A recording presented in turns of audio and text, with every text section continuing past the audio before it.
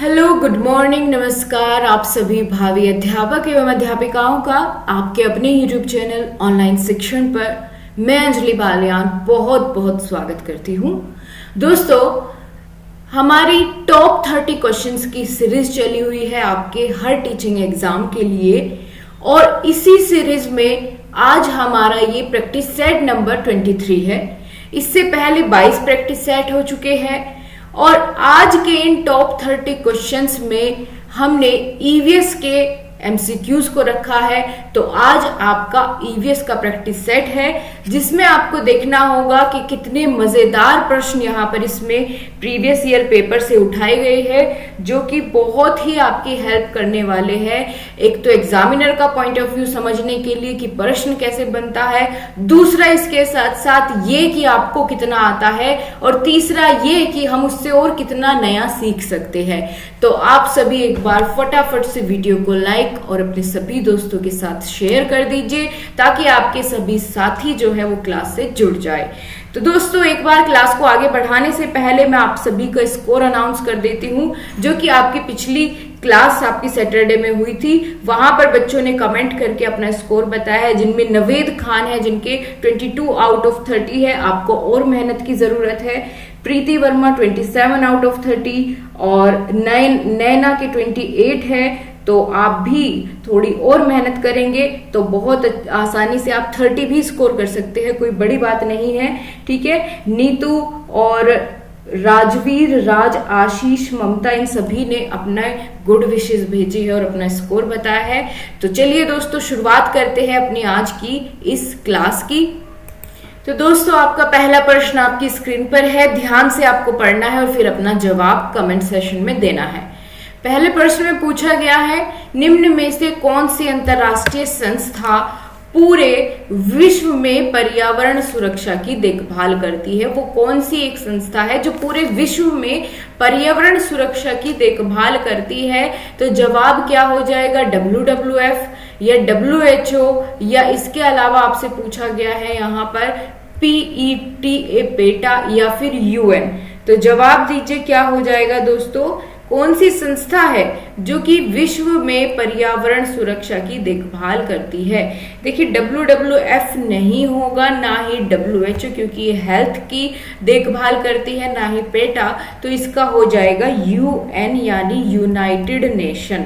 United nation, जिसने भी option number D बताया है बिल्कुल सही है। ये पूरे विश्व में पर्यावरण संरक्षण को सुचारू रूप से चलाने के लिए कार्य करती है ये संस्था। WHO की फुल फॉर्म बताओ क्या होगी, और WWF और पेटा, इन तीनों की फुल फॉर्म आपको कमेंट सेक्शन में बतानी है। ठीक है, जिसका भी सबसे अच्छा सही कमेंट होगा वो भी लास्ट में क्लास के मैं वहां पर उसको पिन कर दूंगी ताकि आप सभी बाकी भी इसको देख पाए। अगला प्रश्न है, कीटनाशकों के अत्यधिक इस्तेमाल से क्या होता है? वायु प्रदूषण हो जाता है, ध्वनि प्रदूषण हो जाता है, या जल प्रदूषण, या फिर सभी होता है? तो बताइए, अगर ज्यादा कीटनाशक का इस्तेमाल कर रहे हैं तो कौन सी परेशानी का सामना आपको करना पड़ेगा, कौन सा प्रदूषण उससे होगा? तो इसका सही जवाब हो जाएगा, देखिए यहाँ पर अगर हम बात करते हैं, देखिए खेतों में ही तो कीटनाशक का प्रयोग करते हैं, और खेतों में फिर आप उसमें जल का पानी देते हैं, ठीक है, सिंचाई करते हैं। तो उसकी मदद से जितने भी कीटनाशक आपने पौधों पर छिड़के थे वो सभी मिट्टी अवशोषित कर लेती है, और मिट्टी अवशोषित करती है जल को, जल के साथ साथ कीटनाशकों को।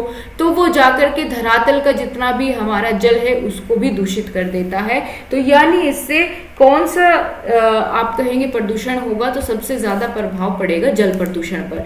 वायु प्रदूषण भी होता है लेकिन जल प्रदूषण सबसे ज्यादा होता है।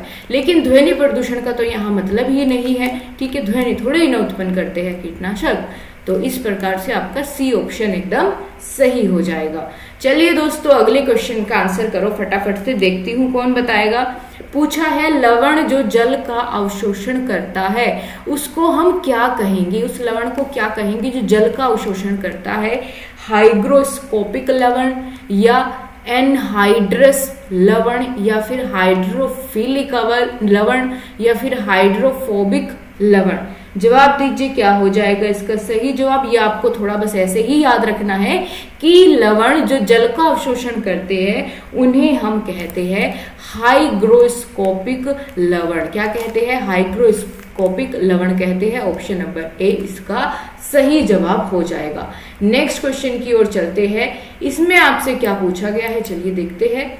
इसमें पूछा गया है आपसे पारिस्थितिकी तंत्र एवं प्राकृतिक अधिवासों का संरक्षण तथा उनके प्राकृतिक वातावरणों में प्रजातियों की जीवनक्षम जनसंख्या का रखरखाव एवं प्राप्ति के लिए प्रयुक्त पद है।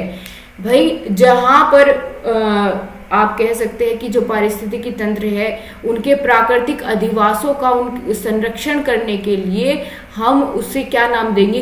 क्रोड संरक्षण देंगे, स्वस्थाने या अपस्थाने या परिधीय संरक्षण कहेंगे। बताओ क्या कहेंगे? बिल्कुल भाई देखो यहाँ पर बताया गया है कि जैसे देखिए जो भी प्रजातियां विलुप्त होने की कगार पे है, ठीक है, उनको वहां से जैसे मान के चलो खुले जंगल में है तो उनको वहां से किसी रिजर्व में है ना या किसी नेशनल पार्क में क्या कर देना, इस वहां पर उनको भेज देना ताकि उनका संरक्षण किया जा सके। तो यानी उनको अपने नेचुरल जो उनका प्लेस था उनके अपने स्थान से हटा करके दूसरे स्थान पर ले जाने की बात की गई है, ठीक है, प्राकृतिक वातावरण में ही, ताकि उनकी जनसंख्या का रखरखाव हो सके। तो इसको क्या कहेंगे? इसको हम अपस्थाने कहेंगे या स्वस्थाने कहेंगे? इन दोनों में से बता दो, चलो ज्यादा नहीं। तो इसका सही जवाब हो जाएगा क्या? ऑप्शन नंबर सी अपस्थाने। अपस्थाने का मतलब क्या होगा? अभी तो मैंने आपको समझाया, यहाँ पर बस थोड़े से शब्दों का अलग प्रयोग है, मैंने थोड़ा आसान करके बताया। क्या बताया कि अपस्थाने संरक्षण में क्या होता है? पारिस्थितिकी तंत्र और प्राकृतिक अधिवासों का संरक्षण, उनके प्राकृतिक वातावरण में प्रजातियों का जीवनक्षम जनसंख्या का रखरखाव जो है वो किया जाता है। ठीक है, तो ये हो जाएगा इसका ऑप्शन नंबर सी सही जवाब। चलते हैं अगले प्रश्न पर जिसमें आपसे पूछा गया है, क्या पूछा गया है गाइस, एक मिनट थोड़ा सा करेक्शन करिए, यहाँ पर अपस्थाने नहीं होगा, यहाँ पर स्वस्थाने होगा, क्योंकि इसमें सीधा सीधा लिखा है उनके प्राकृतिक वातावरण में ही उनका रखरखाव करना है, यानी वो जिस जगह पर रहते हैं वही उनको संरक्षण देना है, ना कि किसी अलग स्थान पर ले जाकर। क्योंकि हम देखिए जितनी भी हमारी जैव विविधता है ना, विविधता को हम क्या करने के लिए, विविधता को संरक्षण देने के लिए हम दो प्रकार के या दो तरीके अपनाते हैं, जिनमें पहला होता है स्वस्थाने। ठीक है, पहला क्या होता है? स्वस्थाने, यानी उनके अपने ही स्थान पर, उनको कहीं अलग जगह पर नहीं ले जाया जाता। और दूसरा होता है अपस्थाने। ठीक है, दूसरा होता है अपस्थाने। इसके अंतर्गत उनको उनके प्राकृतिक अधिवास से कहीं और शिफ्ट करके वहां पर उनका संरक्षण किया जाता है। ठीक है, तो यहां बोला है अपने प्राकृतिक वातावरण में, तो फिर तो यहां पर सही जवाब बिल्कुल एकदम सही है। अब ऑप्शन नंबर बी स्वस्थाने करेक्ट ऑप्शन इसका हो जाएगा। ठीक है, चलो नेक्स्ट क्वेश्चन की ओर चलो और बताओ यहां पर ध्यान से पढ़ने के बाद क्या होगा सही जवाब। देखते हैं पूछा क्या गया है। पूछा है समुद्री कच्छपों यानी जो कछुए होते हैं को जीवांत जीवाश्म कहा जाता है। जीवांत जीवाश्म कहा जाता है क्योंकि वे 150 मिलियन वर्षों से भी अधिक समय से पृथ्वी में उपस्थित है। ठीक है, भारतीय उपमहाद्वीप के जल भागों में पाए जाने वाली 5 प्रजातियों के समुद्री कच्छप में सबसे अधिक जनसंख्या या सबसे अधिक संख्या किसकी है? ये आपको याद रखना है ऐसे ही। ठीक है, कि किसकी सबसे ज्यादा संख्या है? बिल्कुल जवाब दीजिए। ऑप्शन ए है कैनेपस रिडले या फिर लागरहेड या ऑलिव रिडले, ठीक है, या फ्लैट बैक। तो इसको आप याद रखेंगे, इसका सही जवाब होगा option number C olive ridley. ठीक है, क्या नाम होगा? Olive ridley. अगर बात करें भारतीय महाद्वीपों के जल भागों में पाए जाने वाले 5 प्रजातियों के समुद्री जो कच्छप है, कछुए है, उनमें सबसे अधिक जनसंख्या है ओलिव रिडले की। ठीक है, चलो अगला क्वेश्चन है विश्व उष्मायन के लिए निम्न में से कौन सा एक कारक है? विश्व उष्मायन के लिए कौन सा एक कारक है? जवाब देना है आपको। ऑप्शन ए वाहनों से निकलने वाली गैसें, इसका मतलब होता है ग्लोबल वार्मिंग के लिए कौन जिम्मेदार है? पेड़ पौधों से निकलने वाली गैसें, भट्टियों से निकली गर्म हवा या रसोई गैस? जवाब दीजिए, सबसे ज्यादा प्रभावित कौन करता है ग्लोबल वार्मिंग के लिए? सबसे ज्यादा कौन सी गैस उत्तरदायी है और वो इनमें से किस कारक के द्वारा निकलती है? देखिए दोस्तों, जब हम बात करते हैं रसोई गैस, भट्टी से निकलने वाली गर्म हवा या पेड़ पौधों से निकलने वाली गैसें, तो ये प्रभावित नहीं करती है ज्यादा। सबसे ज्यादा प्रभावित करती है तो आपकी वाहनों से निकलने वाली गैसें। ठीक है, तो ग्लोबल वार्मिंग के लिए मुख्य रूप से आपकी जो गैस जिम्मेदार होती है वह होती है CO2 यानी कार्बन डाइऑक्साइड। ठीक है, अगर इसकी मात्रा में वृद्धि होती है तो क्या होता है? ग्लोबल वार्मिंग बढ़ता है। वायुमंडल में उपस्थित कार्बन डाइऑक्साइड गैस परावर्तित ऊष्मीय विकिरण को रोक लेती है, जिससे क्या होता है? वायुमंडल के तापमान में वृद्धि होती चली जाती है। उसी को हम नाम देते हैं ग्लोबल वार्मिंग का या विश्व उष्मायन का। ठीक है, अब ये समझ में आया आपको अच्छे से? चलिए अगले प्रश्न को देखें। धातु में प्रस्तर किसे कहा जाता है? धातु में प्रस्तर का मतलब होता है पत्थर। बिटुमिन को या फिर बॉक्साइट को, मेटालाइड को या अयस्क को? जवाब दीजिए, किसको कहेंगे हम? धातु में प्रस्तर या पत्थर। ठीक है, बिल्कुल। देखिए दोस्तों, इसका सही और आसान सा आंसर हो जाएगा ऑप्शन नंबर डी, अयस्क। अयस्क को ही धातु में प्रस्तर कहा जाता है, क्योंकि दोस्तों आप लोगों ने जाना होगा कि अयस्क से ही तो हमें विभिन्न प्रकार की धातुएं प्राप्त होती है ना? तो फिर हम किसे कहेंगे? धातुओं वाला पत्थर या धातु प्रस्तर किसे कहेंगे? अयस्क को ही तो कहेंगे, है ना? बिल्कुल, अयस्क से ही हमें विभिन्न प्रकार की धातुएं प्राप्त होती है। ठीक है, आगे चलते हैं। अगला प्रश्न है, पेड़ पौधे प्रदूषण को घटाते हैं क्योंकि वे अवशोषण करते हैं किसका? अभी मैंने आपको बताया कि प्रदूषण किसके कारण सबसे ज्यादा बढ़ रहा है, ग्लोबल वार्मिंग किस गैस की वजह से सबसे ज्यादा बढ़ रही है। तो अगर उस गैस को ही कम कर दिया जाए तो जाहिर सी बात है प्रदूषण भी घटेगा। और प्रदूषण घटाने में हेल्प कौन कर रहे हैं? पेड़ पौधे। तो वो कौन सी गैस का अवशोषण कर रहे हैं ये बताओ। ठीक है, और बात करते हैं ऑप्शन की, तो पहला है सल्फर डाइऑक्साइड, बी है कार्बन डाइऑक्साइड या कार्बन मोनोऑक्साइड या नाइट्रोजन। तो दोस्तों पौधे जब अपनी जो फोटोसिंथेसिस की प्रक्रिया होती है, उनकी प्रकाश संश्लेषण की प्रक्रिया होती है, उसके दौरान क्या करते हैं? ऑक्सीजन को तो रिलीज करते हैं और कार्बन डाइऑक्साइड को ग्रहण करते हैं, है ना, या अवशोषित कर लेते हैं। तो कार्बन डाइऑक्साइड जितनी ज्यादा अवशोषित कर लेंगे पेड़ पौधे, उतनी ज्यादा ऑक्सीजन देंगे, जिससे हमारा क्या होगा? प्रदूषण को घटाने में सहायता मिलती है। इसीलिए कहते हैं पेड़ लगाओ पेड़ बचाओ, है ना। इसीलिए पेड़ लगाने की सबको जो है बार बार अभियान चलाए जाते हैं कि भैया ज्यादा से ज्यादा पेड़ आप लगाइए, जितने काटते हैं उससे ज्यादा लगाओ। तो ये बात इसके लिए है, आप ही के लिए है। अगला प्रश्न है, इसमें देखोगे आप, पूछा गया है भूकंप मापा जाता है किसमें? बोफोर्ट पैमाने पर या डेसिमल में मापते हैं या रिक्टर पैमाने में मापते हैं या फिर न्यूटन में? ये क्वेश्चन अपने आप में वेरी इंपॉर्टेंट है दोस्तों। ये कभी एग्जामिनर की नजरों में इसकी वैल्यू कम नहीं होने वाली, भले ही कितनी बार पूछ लिया जाए, ये क्वेश्चन आपका हमेशा पूछा जाता रहने वाला है। तो भूकंप को किस पैमाने पर हम मापते हैं, इसका अगर आपको याद नहीं है तो अभी बैठ के याद करो। भूकंप को रिक्टर पैमाने पर नापते हैं। ठीक है, किस पर मापते हैं? रिक्टर पैमाने पर। और भूकंप मापने वाला यंत्र का नाम बताओ। भूकंप मापने वाले यंत्र का नाम कौन बताएगा? कमेंट सेक्शन में बताना, मेन कमेंट बॉक्स में, ताकि मैं बाद में आपका कमेंट अच्छे से देख पाऊं, है ना। और जो अच्छे से आंसर करे उसका नाम भी नेक्स्ट क्लास में मैं जरूर अनाउंस करूंगी। तो भूकंप मापने वाला यंत्र को क्या कहते हैं, मशीन को क्या कहते हैं? सिस्मोग्राफ, या फिर आप कह सकते हैं सोनार कहेंगे, या क्या कहेंगे आप सोच करके बताएं। थर्मोमीटर कहेंगे, बायोमीटर कहेंगे, हाइग्रोमीटर कहेंगे? तो सही जवाब चुन करके इन ऑप्शन में से बता दीजिएगा। अगला है महासागरों में जल स्तर वृद्धि का कारण है। भाई महासागर में दिन प्रतिदिन जल स्तर बढ़ता जा रहा है, उसके पीछे क्या कारण है? ऑप्शन ए, ध्रुवीय प्रदेशों में बर्फ का पिघलना, या फिर ज्यादा वर्षा हो रही है इसलिए पानी बढ़ रहा है, या अम्ल वर्षा हो रही इसलिए, या फिर इनमें से कोई नहीं। तो इसका सही जवाब क्या होगा, आप आंसर करिए फटाफट से। देखिए ऑप्शन डी तो नहीं है, अम्ल वर्षा के कारण थोड़ी न जल स्तर में वृद्धि होगी और अत्यधिक वर्षा के कारण इतनी भी ज्यादा वृद्धि नहीं होती कि महासागर में पूरा जो है जल स्तर बढ़ता ही जा रहा है। इसका मेन रीजन है दोस्तों ध्रुवीय प्रदेशों में बर्फ का पिघलना।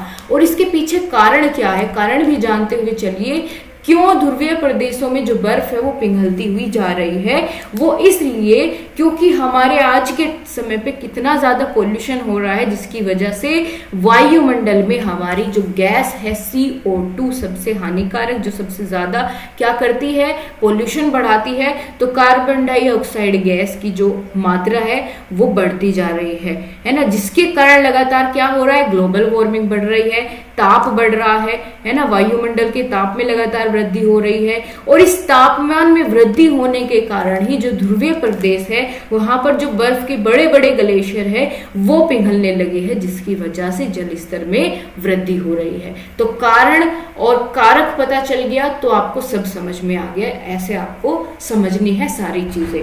अब अगला प्रश्न है, पूछा है वातावरण में अत्यधिक हानिकारक सल्फर मिश्रित गैस कौन सी है। इस पर ध्यान दीजिएगा, सल्फर मिश्रित गैस कौन सी है। ऑप्शन चारों आपके सामने है, सही जवाब फटाफट से आप कमेंट सेक्शन में मुझे बताओ, ठीक है। बिल्कुल क्या होगा सही जवाब, वातावरण में अत्यधिक हानिकारक सल्फर युक्त गैस कौन सी है, जो कि ऑक्साइड के रूप में मिलती है। तो इतना हिंट तो काफी है, इसका जवाब हो जाएगा सल्फर डाइऑक्साइड SO2 हो जाएगा, ठीक है। तो ये सबसे हानिकारक गैस है जिसमें कि सल्फर युक्त गैस है, ठीक है। तो ये हो जाएगा आपका डी ऑप्शन। आगे चले, वायु प्रदूषण को कम किया जा सकता है कैसे। देखिए बहुत अच्छा प्रश्न है और बड़ा आसान भी है। कैसे आप वायु प्रदूषण को कम करेंगे, जवाब दीजिए। वृक्ष लगा करके, या मछलियों द्वारा कम होगा, या जंतु कम करेंगे, या सूर्य प्रकाश कम करेगा वायु प्रदूषण को। तो कितना आसान प्रश्न है बताओ। वायु प्रदूषण का मुख्य कारक वायुमंडल में उपस्थित होती है कार्बन डाइऑक्साइड, है ना। लेकिन अगर हम लगा दे पेड़ पौधे खूब सारे, तो वे क्या करेंगे, कार्बन डाइऑक्साइड को अवशोषित कर लेंगे, उसका अवशोषण कर लेंगे, जिसकी वजह से वायु प्रदूषण कम हो जाएगा, ठीक है। सही जवाब है ऑप्शन नंबर 1। बहुत अच्छा जवाब दिया आप सभी ने। अच्छा अगला प्रश्न और बता दीजिए फटाफट से कि विश्व पर्यावरण दिवस आप कब मनाते हैं। 5 नवंबर, 5 जनवरी, 5 जून या फिर 5 सितंबर को। बताओ जी बताओ, कब मनाते हैं पर्यावरण प्रदूषण दिवस, विश्व पर्यावरण दिवस कब मनाया जाता है, क्यों मनाया जाता है। तो बढ़ते प्रदूषण और पर्यावरण की बहुत सारी समस्याओं के प्रति लोगों को जागरूक करने के लिए मनाया जाता है। और इसका मुख्य उद्देश्य होता है पर्यावरण का क्या करना, संरक्षण करना, ठीक है। ये कब मनाया जाता है, तो विश्व पर्यावरण दिवस मनाया जाता है 5 जून को। ऑप्शन नंबर सी आप सभी का आंसर एकदम करेक्ट है। नेक्स्ट क्वेश्चन है, सूर्य की हानिकारक किरणों से पृथ्वी को कौन सा स्तर सुरक्षित करता है। कौन सा स्तर का मतलब है कि कौन सा मंडल सुरक्षित करता है, और उस मंडल में पाई जाने वाली कौन सी परत जो है वो बचाती है सूरज की हानिकारक अल्ट्रावायलेट रेज से। तो बताइए सही जवाब आप कौन सा चुनने वाले हैं इसमें, आयन मंडल, ओजोन स्तर, या शोभ मंडल, या फिर चुंबक मंडल। आपका ये क्वेश्चन एग्जामिनर का फेवरेट क्वेश्चन है, तो बड़ी बढ़िया तरीके से आपको इसके बारे में एक्सप्लेन करना है। देखिए दोस्तों, पृथ्वी को यूवी रेज से जो संरक्षण करती है वो करती है हमारी ओजोन लेयर, ठीक है। ओजोन लेयर संरक्षित करती है। और बात करें दोस्तों ओजोन लेयर किस मंडल में पाई जाती है, तो ओजोन लेयर आपके समताप मंडल में पाई जाती है, ठीक है। कौन से वायुमंडल में पाई जाएगी, वायुमंडल की कौन सी परत में, तो समताप मंडल में पाई जाती है। अगर ओजोन लेयर की जगह पर यहाँ पर समताप मंडल दिया होता तो भी आपका सही जवाब होने वाला था, ठीक है। तो ऑप्शन नंबर बी एकदम सही है। ये हमें अल्ट्रावायलेट रेज से बचाती है, जिनकी वजह से स्किन कैंसर होता है। सबसे ज्यादा हानिकारक कौन सी अल्ट्रावायलेट रेज होती है, ए, बी या फिर अल्ट्रावायलेट रेज सी। इन तीनों में से सबसे ज्यादा हानिकारक कौन सी है, कमेंट सेक्शन में आप बताएंगे। अगला क्वेश्चन देखो, किसी जगह के फ्लोरा तथा फना सूचित करता है। पेड़ पौधे एवं जंतुओं को या मछलियों एवं पेड़ पौधों को, या फिर जंतु एवं मछलियों को या पक्षियों एवं पेड़ पौधे को। 135 या 35वें नंबर का प्रश्न है, जवाब दीजिए। फ्लोरा फना किसको प्रदर्शित करेगा? भाई फ्लोरा और फना कहते किसे है, सीधा सीधा ये पूछा है। ठीक है, ये पेड़ पौधों को कहेंगे, जंतुओं को कहेंगे, या मछली पेड़ पौधों को कहेंगे, या जंतु मछलियों को, या पक्षियों पेड़ पौधों को। तो ध्यान देना है दोस्तों, इसका सही जवाब हो जाएगा ऑप्शन नंबर ए। क्यों? क्योंकि फ्लोरा संबोधित करता है पेड़ पौधों को और फना संबंधित करता है जंतुओं को। ठीक है, फ्लोरा एवं फना पेड़ पौधों और जंतुओं से संबंधित है। ये किसी जगह पर पेड़ पौधों और जंतुओं की उपस्थिति को इंगित करता है या उसके बारे में जानकारी देता है। ठीक है, समझ में आई बात? चलो आगे बढ़ते हैं अगले प्रश्न की ओर। यहाँ आपसे क्या पूछा गया है? बड़ा बढ़िया प्रश्न पूछा है कि पारिस्थितिकी तंत्र का उदाहरण बता दीजिए। वायु है, तालाब है, जल है, या फिर मृदा होगी। तो पारिस्थितिकी तंत्र का उदाहरण इनमें से कौन सा है? वायु, तालाब, जल या फिर मृदा? तालाब दोस्तों इसमें एकदम सही हो जाएगा। तालाब एक क्या है? पारिस्थितिकी तंत्र है। इसके जल में बहुत सारे जैविक और अजैविक यौगिक होते हैं, जिनमें बहुत सारे पेड़ पौधे, है ना, बहुत सारे पेड़ पौधे प्राणी मिलेंगे। और तालाब के जल में बहुत सारे बड़े बड़े या छोटे छोटे जीव जंतु भी मिलते हैं, जो साथ साथ इसमें सूक्ष्म जीव भी पाए जाते हैं, सूक्ष्म पौधे भी पाए जाते हैं। तो सबसे ज्यादा इसमें जैव विविधता तालाब में ही मिलती है, इन चारों में। ठीक है, तो यहाँ पर बात करते हैं पारिस्थितिकी तंत्र का उदाहरण यहाँ पर तालाब है। ठीक है, समझ में आई बात? अगला क्वेश्चन देखो, कौन जीवीय कारक नहीं है? इनमें से कौन सा जीवीय कारक नहीं है, यानी कौन सा इसमें आप कह सकते हैं जैविक घटक नहीं है? कौन सा इसमें जैविक घटक नहीं है, ये आपसे पूछा है। तो नहीं पर ध्यान देना है। और चारों ऑप्शन है, बहुत ही आसान क्वेश्चन है, एकदम पुद्दू क्वेश्चन है। जवाब दीजिए। पेड़ पौधे, जंतु, सूक्ष्म जीव या प्रस्तर, इनमें से कौन से जीवित नहीं है? सीधा सीधा इतना बता दीजिए। अच्छा, आपको ये तो पता होगा कि प्रस्तर किसे कहते हैं। अगर ये नहीं पता तो गलत भी कर सकते हो आप। तो ये कहते हैं पत्थर को। प्रस्तर किसको कहते हैं? पत्थर। तो क्या पत्थर जीवित है, जैव है या अजैविक है? बताइए। अजैविक है, बिल्कुल वही इसमें पूछा गया था। तो सही जवाब ऑप्शन नंबर डी हो जाएगा। आप लोगों ने सही आंसर चुन भी लिया है। ठीक है, तो यहां पर हम बात करते हैं कि पेड़ पौधे, जंतु, सूक्ष्म जीव, ये सभी तो जैव कारक है। और बात करें प्रस्तर, मिट्टी, है ना, ठीक है, जल, ये सभी कैसे होते हैं? ये अजैविक कारक होते हैं। आगे चलते हैं। अगला क्वेश्चन है, अधिकतर पेड़ पौधे पाए जाते हैं कहाँ? अधिकतर पेड़ पौधे स्थल मंडल में, जल मंडल में, वायुमंडल में या प्रकाश मंडल में पाए जाएंगे अधिकतर पेड़ पौधे।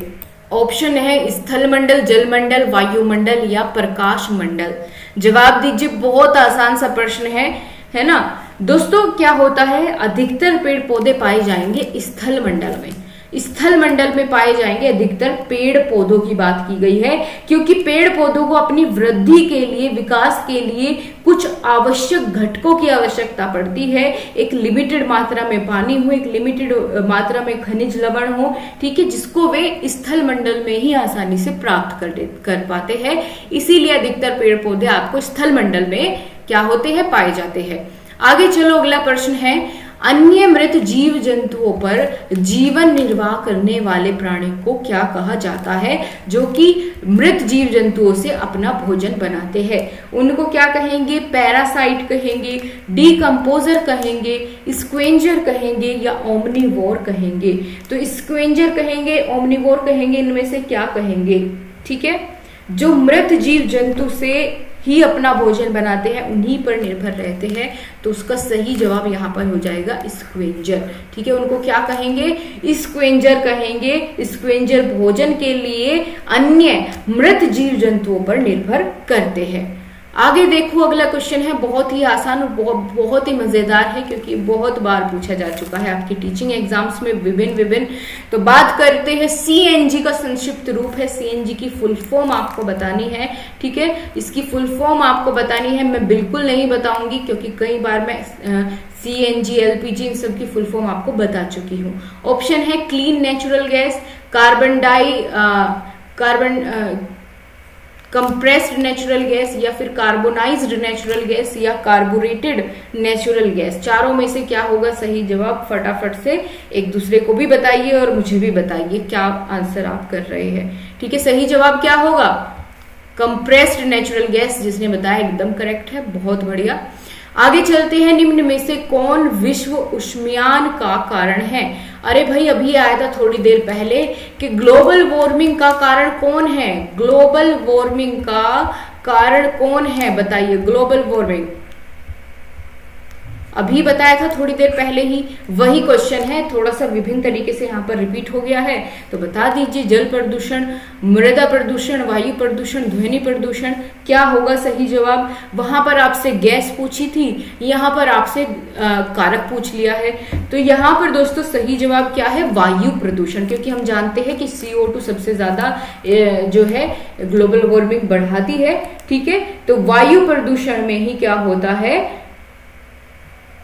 सबसे ज्यादा ग्लोबल वार्मिंग होती है।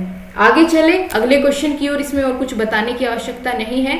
महासागर पृथ्वी पृष्ठ के अधिकांश जगह आवृत किया गया है, जो है लगभग कितना? इसमें दोस्तों पूछा है कि पृथ्वी के कितनी जगह पर महासागर ने कितना स्थान महासागर ने घेरा हुआ है, या कह लीजिए पृथ्वी पर कितना हिस्सा जो है वो जल का है। ये क्वेश्चन है, ये बस पूछने का तरीका है, जो समझ गया वो कर गया, बाकी नहीं। तो बताइए क्या हो जाएगा सही जवाब इसमें? ऑप्शन ए, बी, सी या फिर डी। 3 सेकंड का समय आपको मिलता है। देखिए दोस्तों, आप लोगों ने बचपन से सुनते आए होंगे कि पृथ्वी पर सबसे ज्यादा जो है जलीय भाग है ना। फिर भी पीने के पानी की कमी होती है, क्योंकि वो ज्यादातर बिना, वो ऐसा पानी है जिसको हम यूज में नहीं ला सकते, बहुत ही ज्यादा खारा नमकीन। ठीक है, तो पीने लायक तो बहुत ही कम है। पृथ्वी के समस्त जलीय भाग को हम क्या कहते हैं? जलमंडल कहते हैं। और अगर बात करें पृथ्वी पर जलमंडल का भाग कितना है ना, बिल्कुल, तो जलमंडल का भाग हो जाता है हमारा 3/4। ठीक है, जलमंडल या कितने प्रतिशत हिस्से पर, या कह लीजिए कितने भाग पर जल है, तो वो 3/4 भाग पर जल है पृथ्वी के, और 1/4 पर स्थल है। 1/4 पर क्या है? स्थल है, 3/4 पर जलीय भाग है। आगे चलो, आगे पूछा गया है स्टेलेक्टाइट एवं स्टेलेग्माइट में निक्षेपण होता है सिलिका का, या मैग्नीशियम कार्बोनेट का, या कैल्शियम कार्बोनेट, या सोडियम कार्बोनेट का। इसमें आपसे क्या पूछा है कि स्टेलेक्टाइट एवं स्टेलेग्माइट में निक्षेपण होता है किसका? कैल्शियम कार्बोनेट, सोडियम कार्बोनेट, क्या है सही जवाब? तो इसको याद रखिएगा आप, इसमें कैल्शियम कार्बोनेट का निक्षेपण होता है। ऑप्शन नंबर सी सही जवाब है। अगला है, निम्न में से कौन वायु प्रदूषण का एक उदाहरण है? बताइए, बड़ा आसान सा क्वेश्चन है और बहुत अच्छा भी है। ये बहुत पूछा जाता है ऐसा कि धुआं और कुहासा, वाहनों से निकलने वाली गैस, या जलती लकड़ी या चारकोल से निकली हुई गैस, या फिर ये सभी। तो कौन सा इसमें उदाहरण है वायु प्रदूषण का? तो आप सभी जानते हैं दोस्तों, धुआं, कोहरा, है ना, वाहनों से निकलने वाली हानिकारक गैसें, लकड़ियों से निकलने वाला, जलती हुई लकड़ियों से निकलने वाला धुआं, है ना, तारकोल से निकली हुई गैस, ये सभी वायु प्रदूषण के लिए उत्तरदायी होते हैं। तो सही जवाब हमारा होगा ऑप्शन नंबर डी, उपयुक्त सभी। ठीक है, डी ऑप्शन एकदम करेक्ट है। अगला क्वेश्चन है, भारत तथा दूसरे देशों में प्रदूषण को रोकने के लिए बनाए गए नियम डैश का प्रयोग करता है। क्या कहता है कि भाई किसका डैश का प्रयोग रोकता है? किसका प्रयोग करने के लिए रोकता है, जिससे कि वायु, जो हमारा देश में प्रदूषण बढ़ रहा है या विभिन्न देशों में प्रदूषण बढ़ रहा है, उसको रोकने के लिए किस पर रोक लगाई गई है? भाई आप सभी जानते हैं, आपको बहुत बार मना किया गया है कि प्लास्टिक के थैलों का प्रयोग ना करें, उसकी जगह कागज के, है ना, या फिर कपड़े के थैले का प्रयोग आप कर सकते हैं। तो इस तरीके से भारत में और दूसरे देशों में प्लास्टिक के थैलों को या फिर आप कह लीजिए प्लास्टिक से बनी वस्तुओं को बैन किया गया है, या फिर उन पर रोक लगाने के नियम बनाए गए हैं। ठीक है, बिल्कुल। तो यहाँ पर सही जवाब होगा ऑप्शन नंबर बी, सभी ने एकदम करेक्ट बताया। अगला है हवा में उपस्थित ऑक्सीजन का प्रतिशत कितना है। भाई बहुत अच्छा, CO2 का भी बता दो, ठीक है, और ऑक्सीजन का भी बता दो कितना है, दोनों का आपको बताना है। नाइट्रोजन का भी बता देना, ठीक है, नाइट्रोजन का भी आप मुझे बताएंगे नाइट्रोजन की मात्रा कितनी है, क्योंकि अगर देखा जाए सबसे ज्यादा कौन सी गैस मिलती है हमारे वायुमंडल में, तो वो तो नाइट्रोजन ही मिलती है, उसका प्रतिशत सबसे अधिक है। तो कितना है, देखिए नाइट्रोजन की बात करें तो 78%, फिर उससे कम मात्रा में मिलती है ऑक्सीजन जिसकी मात्रा है 21%, तीसरे नंबर पर आती है कार्बन डाइऑक्साइड, ठीक है, इसका 0.03 कुछ इतना आपका लगभग हो जाता है कार्बन डाइऑक्साइड का। तो पूछा किसका था, ऑक्सीजन का। ऑक्सीजन की कितनी बताई मैंने आपको, 21%, ठीक है। वैसे तो अगर देखा जाए सही में तो 20 दशमलव करके आपकी संख्या आती है, लेकिन यहाँ पर लगभग 21% सही मान लिया जाता है। आगे है परम तापक्रम पैमाना कौन सा है, सेल्सियस, फ़ारेनहाइट या केल्विन या फिर ये सभी, बताओ परम तापक्रम पैमाना क्या है और परम ताप का मान कितना होता है ये भी बताना है आपको सेल्सियस में, ठीक है। तो यहां पर सही जवाब क्या हो जाएगा दोस्तों, क्या होगा, केल्विन होगा, ठीक है। परम तापक्रम पैमाना केल्विन है। और अगर बात करें दोस्तों कितना तापमान होता है इसका, तो 273 डिग्री सेल्सियस क्या है, परम ताप कहा जाता है, इसको क्या कहा जाता है, परम ताप कहा जाता है, तो ध्यान रखिएगा। अगला प्रश्न है प्रकाश संश्लेषण संपादित होता है सभी पौधों के द्वारा या जंतु भी करते हैं और पौधे भी करते हैं या सिर्फ हरे पौधे करते हैं या वायरस करते हैं, बताओ। वायरस भी कर सकते हैं क्या प्रकाश संश्लेषण, फोटोसिंथेसिस की प्रक्रिया, तो बिल्कुल नहीं। अच्छा ये बताओ क्या जंतु करते हैं, तो नहीं, जंतु तो रेस्पिरेशन करते हैं ना कि फोटोसिंथेसिस, तो बी ऑप्शन भी अपने आप में कट गया। बात करते हैं सभी पौधे करेंगे या हरे पौधे करेंगे, तो कॉमन सेंस की बात है दोस्तों, जब पौधे सूख जाते हैं, मर जाते हैं, क्या वो तब भी प्रकाश संश्लेषण की प्रक्रिया करेंगे, नहीं, उनकी भी एक लाइफ होती है, ठीक है। जिस प्रकार एक इंसान जो है तब तक सांस लेता है जब तक वो जीवित है, मरने के बाद नहीं, तो पौधे भी जब तक हरे रहते हैं, हरे पौधे ही जो प्रकाश संश्लेषण की प्रक्रिया है वो संपादित करते हैं। ऑप्शन नंबर सी सही जवाब है। अगला है ध्वनि या ध्वनि प्रदूषण किसमें मापते हैं, ये क्वेश्चन अपने आप में बहुत इंपॉर्टेंट है, ध्यान से देखो और जवाब दो, क्या होगा सही जवाब। फोन में मापते हैं या डेसी में या डेसीबल में या डेसिमल में। अच्छा प्रश्न है, फंसाने की कोशिश की है एग्जामिनर ने, प्रीवियस पेपर का आपका एक क्वेश्चन है, ठीक है। बताओ किस में मापते हैं, डेसिबल होगा या डेसिमल होगा, तो सही जवाब हो जाएगा आपका डेसिबल, ठीक है। डेसिबल में मापते हैं किसको, ध्वनि प्रदूषण को या ध्वनि को। अच्छा ये और बता दीजिए कि जो हमारी श्रव्य ध्वनि है, ठीक है, जो कि हम सहन कर सकते हैं, श्रव्य ध्वनि जो इंसान के द्वारा होती है वो कितनी होती है, और उससे अधिक होने पर जो ध्वनि होती है वो शोर कहलाती है। तो बात करते हैं 70 से 80 डेसिबल के बीच की जो ध्वनि होती है ये एक इंसान आसानी से सुन सकता है, ठीक है। इससे अधिक होने पर क्या हो जाएगा, उसको हम शोर कहते हैं कि भाई हमें परेशानी हो रही है, थोड़ा शोर कम करो। तो अगर 80 डेसिबल से ज्यादा हो जाती है तो वो हमें शोर लगने लगता है, जो कि ध्वनि प्रदूषण का कारण बन जाता है, ठीक है। तो यहाँ पर सही जवाब आपने दिया, ऑप्शन नंबर सी करेक्ट है। लास्ट क्वेश्चन है आज का, जल्दी से आंसर करो, निम्न में से कौन पर्यावरण के लिए हानिकारक है। क्या है पर्यावरण के लिए हानिकारक, कागज, कपड़ा, धातु, प्लास्टिक। भाई कितना आसान क्वेश्चन है, और इस प्रीवियस पेपर में तो आप देख लीजिए एक क्वेश्चन को 2-2 बार पूछा गया है, बस क्वेश्चन पूछने का तरीका बदला है, ठीक है। कई ऑप्शन को क्वेश्चन में रख दिया, क्वेश्चन का ऑप्शन बना दिया, बस इतना बदलाव किया है। आपने देखा अभी में कि 2 से 3 प्रश्नों को ऐसे ही घुमा दिया है उसने। तो कितना आसान है, सही जवाब क्या हो जाएगा, प्लास्टिक हो जाएगा। अब बारी आती है आपके टोटल स्कोर की, तो यहाँ पर आपकी क्लास का अंत होता है। 30 प्रश्न हो चुके हैं, अब इन 30 प्रश्नों में से आपने कितने सही किए ये आपको कमेंट सेक्शन में बताना है, ठीक है। बिल्कुल सही जवाब देंगे सभी लोग। और दोस्तों क्लास पसंद आई है तो अपने दोस्तों को भी जरूर से शेयर करना, और लाइक करना तो आपका कर्तव्य ही है। तो मिलते हैं आपसे अगले सेशन में अगले प्रैक्टिस सेट के साथ, तब तक के लिए नमस्कार, जय हिंद, वंदे मातरम।